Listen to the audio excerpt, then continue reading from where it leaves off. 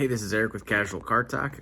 So we got bored with all the gyms being closed lately, so I decided it was time to do a project car, something we could take that was, not being taken care of as well as it could be, something with some problems that would give me an opportunity to actually diagnose and work on some stuff.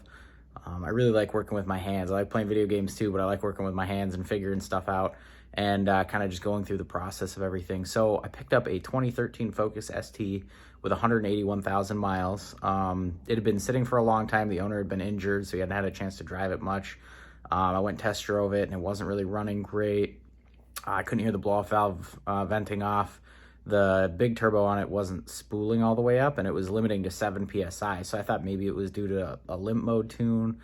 It wasn't. The car also had aux fuel, water meth, a 2867R big turbo, some bracing and everything. Really a lot of mods to make it worth quite a bit of money. The aux fuel was unplugged and wasn't working, and they couldn't figure out what the problem was.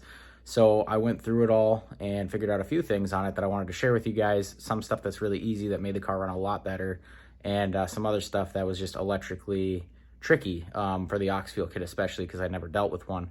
But Stratified had some really good articles online I found, and we got it running really smooth now, pulling super hard and smooth, and it feels like it's a car with 20,000 miles on it. I'm amazed with how much it worked out.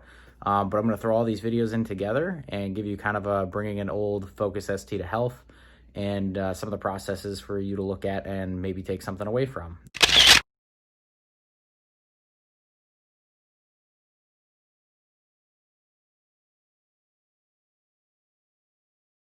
All right, guys, I just picked up a 2013 Focus ST.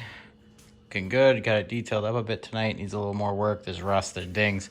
But I'm going through the car right now. It's got a big turbo, stratified aux fuel, and a catch can. And I went down under the car, or in front of it, wherever this is mounted, and I hit the valve, and no oil came out. So I thought, wow, they must have just let all the oil out.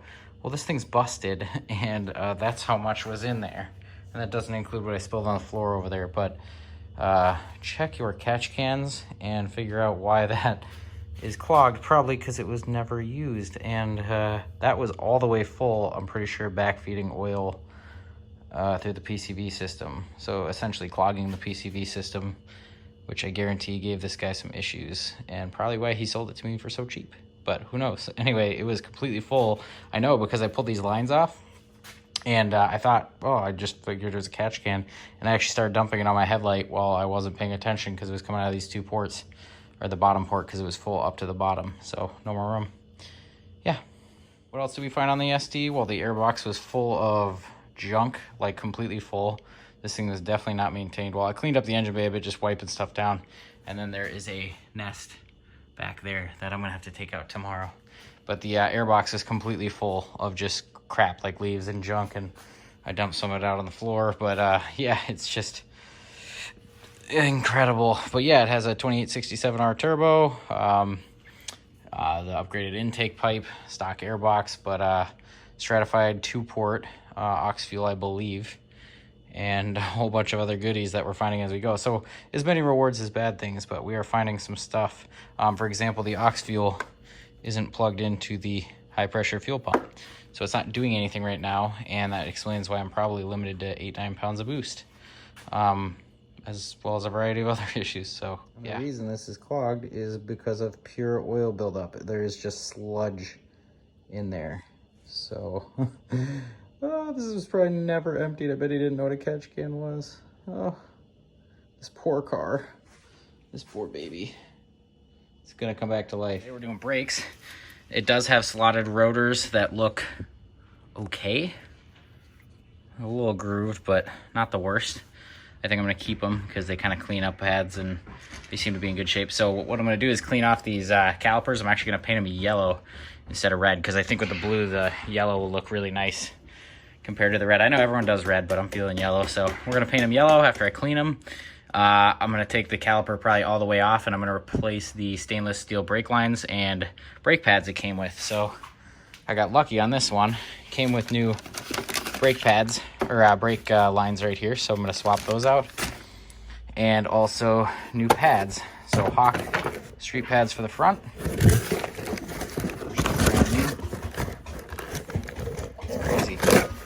and then these track spec rear brakes as well. So yeah, first thing I'm gonna do, clean up these calipers and take them off. Probably just gonna let all the brake fluid go out because I'm gonna have to redo the whole system anyway, so not that worried about it. But yeah, that's our journey for the next couple days. Okay, so you can see the first calipers out here. It does have red on it from before, but it's so dirty you can't even tell. So not gonna get too fancy. Spray it off with some brake clean, brass brush to take off a layer, and then we're gonna use the POR 15 paint to just wipe it on there. So it'll look good, and I'll show you what it looks like when we're done. Okay, so on this big turbo, we have a blow-off valve underneath here. So it's not the stock turbo, it's for the big 2867R, and you can see it's full of oil, most likely because these pipes are full of oil from the catch can not doing its job and just backfeeding through the PCV system. So we're gonna take it off, clean it, probably end up taking these pipes off as well and cleaning those out. So preventative maintenance and hopefully fixing our boost problem, because if this is all gummed up or not working right, maybe that's why it's limiting our boost.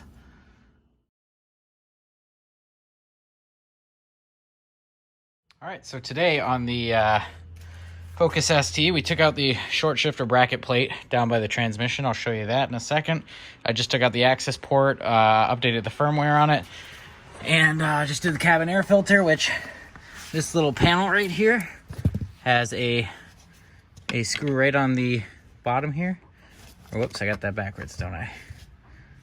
Yes, there's just two screws you have to take out. One right here on the bottom, and one up on top to let that out. And then the whole thing slides out, and you just pinch it. You just pinch them right here, actually. Pinch those, pull it out. So once you get that out, which it's not hard, it's two Torx 20 bits, and then we're gonna stuff the new one in there.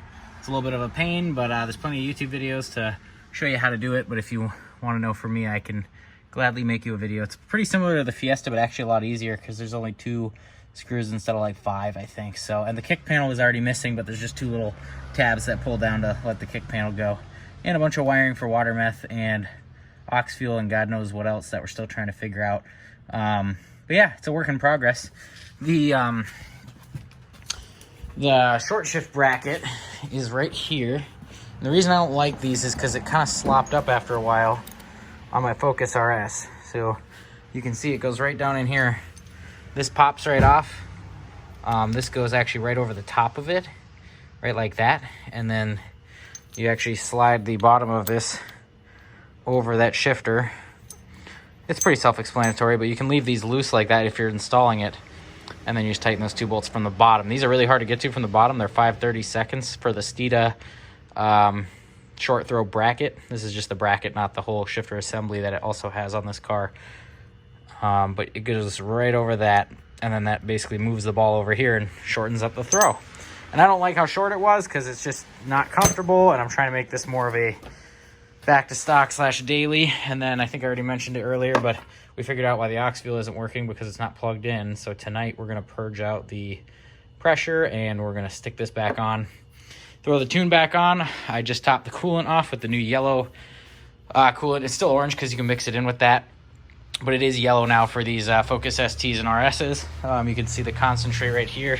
I just used a water bottle, filled it halfway with distilled water, other half with the concentrate. Gave me the mix I needed. And right now, while we're talking about restoring this sucker, I'm painting the calipers yellow. Nothing too fancy. Got some POR 15. It's like 15 bucks a can. You can easily do 2 full sets of calipers with it. And I think the yellow is going to look good with that blue. But we'll see. And then it also came with the stainless brake lines. One of them's already in there. I'm actually going to take that off. I'm going to put them on the calipers first and then install them, because you actually have to thread them into the calipers, so I did that one backwards. But anyway, I'm winded because I was just laying on my back trying to do that cabin air filter to get it out. But yeah, it's a work in progress, and I'll keep you posted on how it goes. All right, this is Eric with Casual Cart. Oh, hold on.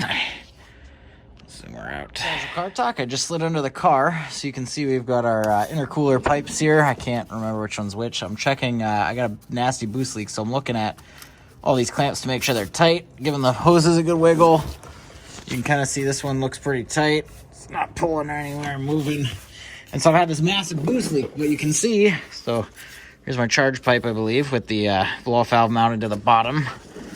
Sorry for the shoddy camera work, but so here I am in the big turbo focus ST here, and I'm looking for boost leaks, and I'm looking for loose pipes, and you can see that, hold on, let me see if I can actually get the camera in there. You can see that that hose clamp is not actually tight at all, and this is pushing a lot of boost. And even more so when I wiggle, you can't really tell, but when I wiggle on this, you can see the hose isn't even pushed on all the way. And so that little weak clamp, see if I can zoom in. Yeah, you can see the clamp's not at all tight. It just moves around. I should have poked it once to show you. There we go. Yeah, I can almost fit my finger all the way through the side of that clamp.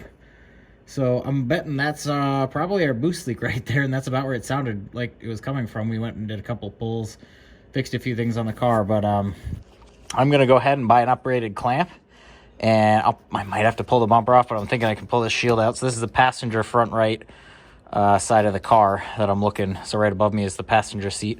But you can see in there is where that clamp is loose. So I'm hoping I can turn it, tighten it enough to go do a couple pulls and see if I make over 9 pounds of boost. If I do, I know that's my problem. And we're still going to throw the boost leak tester on. So if I scoop further back, oh boy, how far back is the question?